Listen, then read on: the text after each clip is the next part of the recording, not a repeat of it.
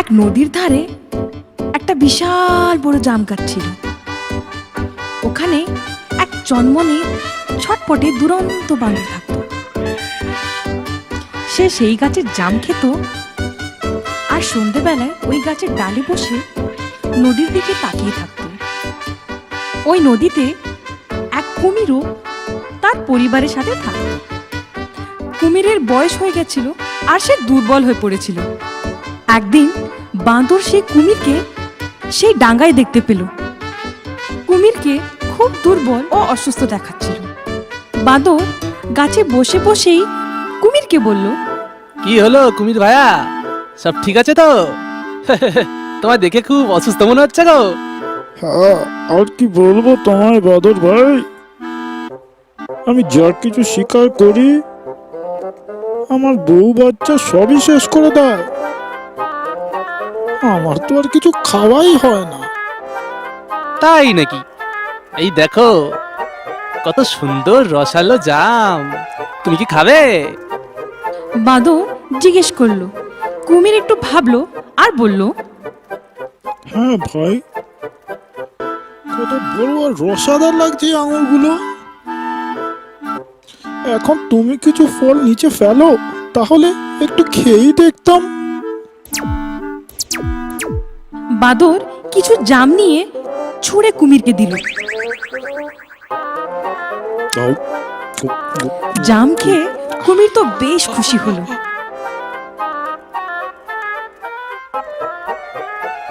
সে এরকম ভাবে রোজ বাঁদরের কাছে আসতো জাম খাবে বলে। বাঁদর আর কুমিরের বেশ বন্ধুত্ব হয়ে গেল। একদিন কুমির তার বউয়ের জন্য কিছু জাম নিয়ে গেল।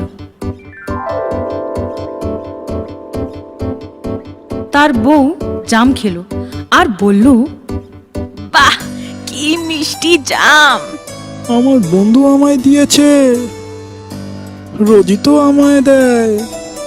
কুমির গর্বের সাথে বলল, কোন বন্ধু?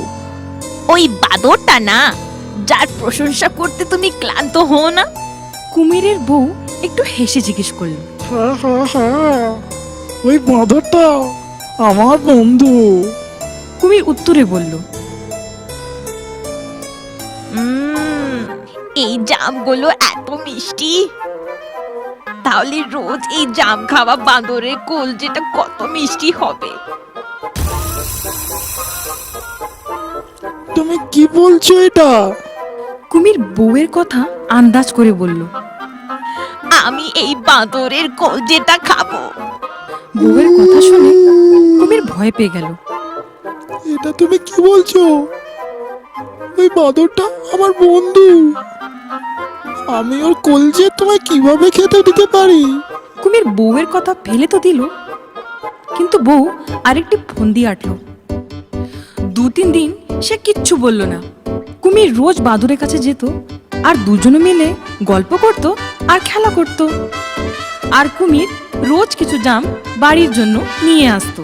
আর একদিন কুমির ঘরে এসে দেখলো তার বউ নদীর ধারে অসুস্থ হয়ে পড়ে আছে। এ কি হলো? কুমির চিন্তিত হয়ে জিজ্ঞেস করলো, আরে, আমার অবস্থাটা খুবই খারাপ, আমি খুবই অসুস্থ হয়ে পড়েছি, আমার শরীর একদম ঠিক নেই।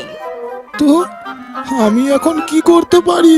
কি করে তোমার এই সমস্যার সমাধান করা যেতে পারে? কুমির বউয়ের জন্য তো বেশ চিন্তায় পড়লো। এই সমস্যার একটাই সমাধান আছে, যখনই আমি ওই বাঁদরের মিষ্টি কলজেটা খাবো, তখনই আমি শক্তিটা পাবো। এটা তুমি কি বলছো? তুমি কিছু অন্য উপায় বলো। কুমির তার বউয়ের অবস্থা দেখতে পারছিল না, কিন্তু বাঁদরের কলজে কি করে নিয়ে আসবে? আমি সত্যি বলছি, এই দুর্বলতার একটাই উপায় আছে। আমাকে ওই বাঁদরের কলজেটাই ঠিক করতে পারবে। যদি তুমি আমায় সুস্থ দেখতে চাও, তাহলে তুমি আমায় এনে দাও। এখন তো সবই বিগড়ে গেল।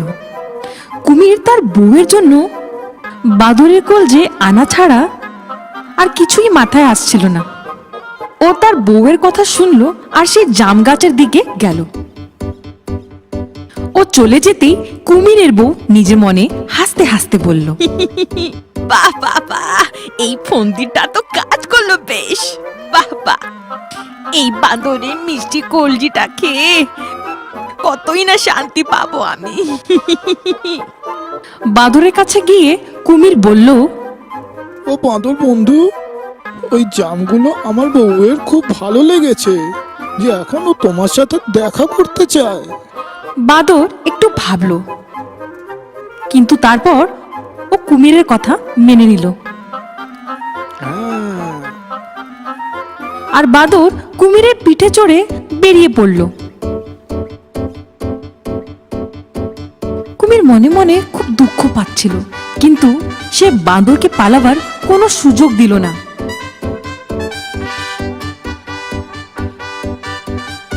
নদীর মাঝখানে পৌঁছাবার পর কুমির বাঁদরকে সবকিছু খুলে বলল। বাঁদরের খুব দুঃখ হলো, কিন্তু সে চালাকি দিয়ে কাজ করলো।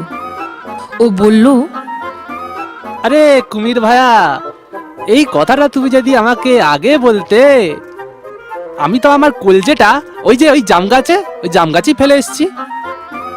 এখন তো আমাদেরকে ওটা আবার আনতে হবে। এটা শুনে ওই কুমির বাঁদরকে জাম গাছের কাছে নিয়ে এলো। আর বাঁদর গাছে উঠে গিয়ে একটা কথা বলল, বন্ধুত্ব করো তো এরকমই করো, সব সমস্যার সমাধান একসাথে করো। হ্যাঁ, বিপদে যে ছেড়ে দেয় হাত, দরকার নেই এমন বন্ধুত্বের স্বাদ।